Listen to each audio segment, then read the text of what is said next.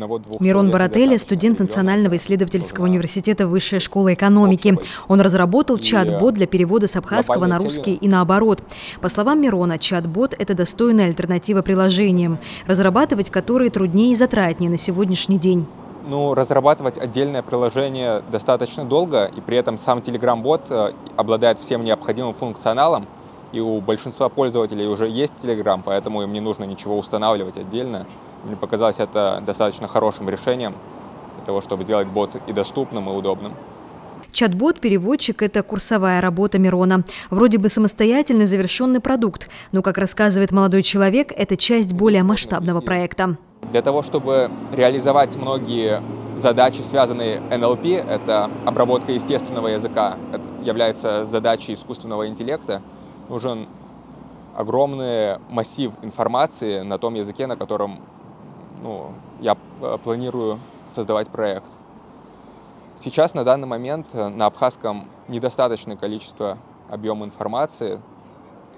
И для того, чтобы нарастить, можно как раз использовать этот переводчик и получить значительно больше объем информации.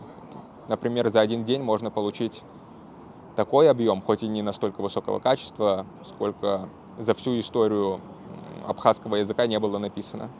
Глобальная цель Мирона – уберечь абхазский язык от исчезновения. Для айтишника один из способов сделать это – увеличить объем контента на абхазском языке во всемирной паутине.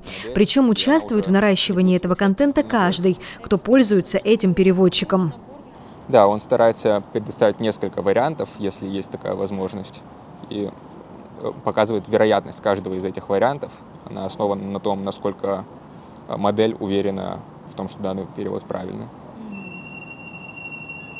Также есть функция «Исправить перевод». Это в том случае, если перевод неправильный, и вы знаете, как сделать лучше, можно воспользоваться им и указать верный ответ.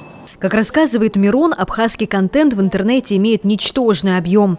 В тот период, когда он проводил количественный анализ, информации на абхазском нашлось на 1 гигабайт, когда только англоязычная Википедия занимает объем в 100 гигабайт. В интернете, если брать все данные, вне зависимости от того, есть ли на них русский перевод или нет, менее 1 гигабайта. Сейчас, с учетом синтетических данных, я собрал около 5 гигабайтов. Это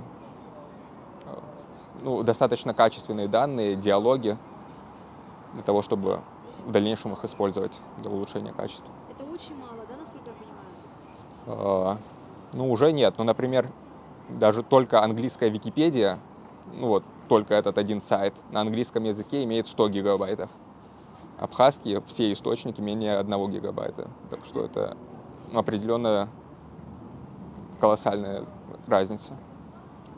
Более 600 человек уже пользуются чат-ботом-переводчиком. И чем больше раз в него заходят, и, что самое главное, вносят коррективы, это предусмотрено его функционалом, тем больше абхазского языка становится во всемирной паутине. А как известно, что попадает в интернет, не исчезает никогда.